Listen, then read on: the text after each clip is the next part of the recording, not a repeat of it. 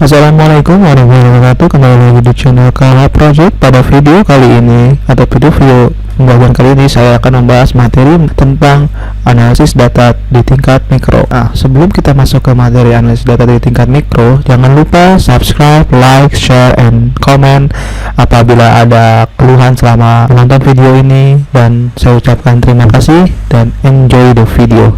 Thank you. Pada sesi atau hasil output yang kalian akan dapatkan pada sesi ini adalah meringkas data di tingkat mikro atau analisis data di tingkat mikro, dan juga dapat membedakan project dalam data. Jadi dapat membedakan grafik dalam project gitu. Nah, sebelumnya kita harus mengetahui apa sih analisis tingkat mikro itu. Nah, analisis informasi yang terperinci yang membutuhkan penyaringan catatan ke tingkat menit, seperti wilayah tertentu atau tanggal tertentu, dikenal sebagai analisis tingkat mikro. Nah, untuk menganalisis data di tingkat mikro, Anda harus memiliki tampilan data yang berbeda. Untuk melakukan analisis tingkat mikro, informasi harus disajikan dalam format yang dinamis, yang dapat berubah-ubah. Di Excel itu ada fitur untuk analisis tingkat mikro itu namanya pivot table dan juga pivot chart. Nah, tujuannya adalah untuk menyajikan volume besar informasi untuk dapat dianalisis cepat dan dinamis. Dan juga Excel memungkinkan mewakili laporan pivot table secara grafis dengan menggunakan fitur pivot chart. Cara membuat laporan pivot table. Laporan pivot table dibuat untuk meringkas data yang ada di resource data. Sebelum membuat laporan pivot table, tentukan sumber data yang laporannya perlu dibuat, dan kemudian buat laporan pivot table di lembar kerja yang ada atau di lembar kerja baru gitu.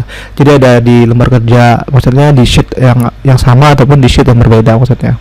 Untuk membuat laporan pivot table di workbook, Anda perlu menggunakan tombol pivot table di group table di bawah tab sisipkan. Nah, terus untuk menyisipkan laporan di pivot table gimana? Excel memungkinkan melakukan berbagai operasi pada laporan pivot table, seperti mengubah sumber data laporan dan memasukkan slicer untuk memfilter laporan secara interaktif. Untuk melakukan operasi seperti itu pada laporan pivot table, Anda harus bekerja dengan tab kontekstual pivot table tools yang muncul di ribbon hanya ketika sel dipilih dalam laporan pivot table. Nah, ini cara untuk mengatur laporan pivot table. Saat laporan pivot table dimasukkan ke dalam workbook, panel bidang pivot table akan tampil secara otomatis seperti yang ditunjukkan pada gambar berikut ini, yang ini. Nah, panel pivot table atau panel pivot table fields memungkinkan Anda untuk mengatur laporan pivot table. Pivot table field ini juga memungkinkan Anda untuk memfilter data yang terkandung dalam laporan. Jadi ada dua cara untuk filter, ada cara yang menggunakan slicer, ada juga pakai pivot table fields ini. Bagian dari panel bidang pivot table itu ada dua, ada yang untuk bagian bagian tadi nih, bagian sini pivot fields, dan juga ada bagian yang bisa menambahkan laporan. Nah, untuk mempersingkat waktu, kita coba aja di practice 3.3 atau task 3.3. Cara praktek untuk membuat pivot table, kalian cara dengan mudah di blok semuanya, di blok ininya, kemudian pilih ke data, pilih ke insert, lalu pilih yang pivot table. Nah, nanti akan dibilang nih mau di select dari mana ke mana. Nah, saya pilihnya yang dari semua table di sini. Habis itu choose where you want to pivot table. Nah, ini maksudnya mau dipindahin kemana pivot tablenya, apakah di halaman yang sama atau di halaman yang berbeda. Karena biar mempermudah, kita di halaman berbeda. Ini akan tampilannya seperti ini. Nah, untuk tampilan pivot field ada di sebelah kanan. Di pivot field ada di sebelah kanan. Habis itu untuk menampilkan data-datanya supaya dapat dianalisis tingkat mikro, kalian tinggal pilih data mana yang kalian ingin tampilkan. Kalian ingin tampilkan contohnya sales date. Nah, sales date-nya terus ada company-nya. Oke, kita buat ulang, kita tampilkan company name-nya. Habis itu kita lihat order ID-nya, kita tampilkan order ID-nya, produknya, kemudian unit price dan quantity-nya serta tahunnya. Akan muncul seperti ini untuk dianalisis tingkat mikronya. Untuk memfilternya, contohnya kita ingin filter datanya berdasarkan company name, maka kita drag aja yang company name yang dari row ke filter. Maka di sini tidak ada nama company name, langsung ada nama produknya. Untuk memfilternya, contohnya di sini di company name namanya Alpha, maka ketika Alpha doang, produk yang ada di Alpha Supermarket doang yang akan tampil. Itu fungsi dari pivot table untuk menganalisis tingkat mikro di setiap unitnya atau setiap tablenya. Nah, itu penjelasan singkat dari pivot table. Untuk mendeskripsikannya ke dalam pivot chart, kita tinggal blok ini, kita klik bagian sini, terus pilih yang pivot chart. Pivot chartnya mau di sebagai apa? Nih, contohnya pivot chartnya kita mau yang kolom, maka di sini akan muncul tampil untuk komponen namanya Alpha Supermarket, maka yang ada tersedia itu produknya adalah Red Shield dan juga Soft Rock. Sedangkan kalau kita ingin pilih yang all, maka nanti akan tampil semuanya. Nah, itu penjelasan singkat dari atau cara membuat pivot table dan juga pivot chart di Microsoft Excel.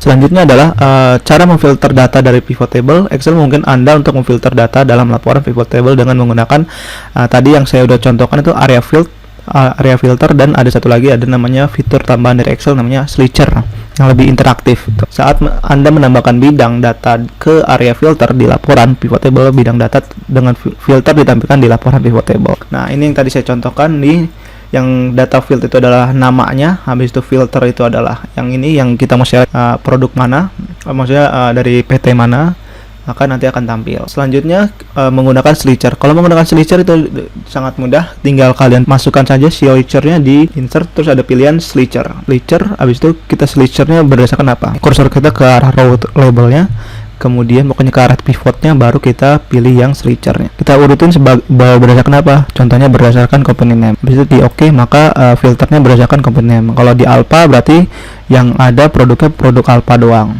Nah, sedangkan kalau kita pilih yang global, makanya produk global doang yang akan tampil. Nah, itu seterusnya untuk mendeskripsikan dari pivot chartnya supaya lebih mudah. Itu penjelasan dari fitur filtering data pada pivot. Nah, selanjutnya adalah fluktuasi data. Fluktuasi data berdasarkan parameter tertentu bersama dengan angka datanya diwakili menggunakan fitur sparkline. Contohnya ini seperti ini. Jadi sparkline itu apa sih? Sparkline adalah fitur yang memungkinkan Anda untuk mewakili fluktuasi nilai secara grafis serta ditempatkan dalam sel dalam bentuk gambar yang tidak dapat diedit. Tujuannya adalah digunakan untuk melihat variasi data dalam lembar kerja dengan cepat. Jadi untuk melihat contohnya di PT Kulkas nih, contohnya di PT Kulkas itu barang mana sih yang paling banyak laku. Nah, kita kategorikan, ada yang 1 pintu, 2 pintu, ada yang banyak pintu, dan juga ada yang kecil, ukuran kecil. Nah, dari grafik ini single door, contohnya pintu yang cuma 1, itu penjualannya itu dari Januari sampai Desember itu yang paling laku itu di bulan apa, untuk mengetahui tingkat penjualan yang paling laku itu di bulan apa sih yang paling banyak dicari gitu, maksudnya yang banyak dibeli di bulan apa. Itu contoh dari Sparkline untuk mengetahui grafik dari masing-masing garisnya. Nah, untuk membuat Sparkline itu ada di contoh 4.1. Kita buka. Jika sudah dibuka, kita pilih yang tadi sesuai dengan gambar. Kita pilih yang single door. Untuk memasukkan Sparkline kita harus membuat terlebih dahulu tabel baru. Di sini namanya Sparkline. Nah, selanjutnya kalau sudah dibuat Sparkline ini atau penanda ini, kita pilih yang insert di menu insert. Untuk masukkan Sparkline ada di insert, lalu pilih yang bagian Sparkline. Nah, habis itu di sini kita bisa lihat nih mau buat Sparkline-nya itu berbentuk apa, line kah atau kolom kah atau dari win loss. Nah, kita yang ikutin contoh yang ada di PPT itu yang ada di line. Nah, terus kita pilih tuh dari baris mana sampai mana. Kita pilih dari baris C19 hingga N19. Nah, kalau sudah kita oke. Di sini akan tampil grafisnya. Nah, untuk biar otomatis ke bawahnya tanpa harus kita buat lagi, kita tinggal pilih ini, drag nih bagian yang ada tanda plus ini, kita drag ke bawah. Nah, langsung otomatis. Nah, untuk modifikasi Sparkline kita bisa ada di sini di bagian design. Di design itu kita mau ganti boleh. Habis itu kita bisa urutkan. Contohnya yang low itu kita mau watermark sebagai apa, marker jadi apa. Contohnya kalau yang low itu kita marker jadi warnanya merah, sedangkan yang itu warnanya hijau. Kalau nggak kebalik, yang first sama last itu kita jadiin hitam contohnya. Maka ini untuk permodalannya dari yang hitam dan diakhiri dengan yang hitam juga. Itu implementasi dari Sparkline yang ada di Microsoft Excel. Lanjut ke materi selanjutnya, yaitu mengenai trend line. Nah, suatu organisasi selalu ingin diperbarui dengan perubahan terbaru di pasar. Perubahan terbaru yang saat ini sedang diminati dan sedang terjadi di pasar dikenal sebagai tren. Excel menyediakan fitur Trendline untuk membantu dalam memprediksi tren bisnis di masa depan. Nah, Trendline digunakan untuk secara grafis mewakili tren dalam data. Gambar berikut menunjukkan Trendline produksi lemari es. Nah, jenis-jenis Trendline ada dua, ada linear Trendline dan juga exponential Trendline. Cukup sekian materi hari ini mengenai analisis di tingkat mikro, yang dimana di dalamnya ada pivot table, ada spark line, dan juga ada trend line untuk menganalisis data. Kurang lebihnya, wassalamualaikum warahmatullahi wabarakatuh.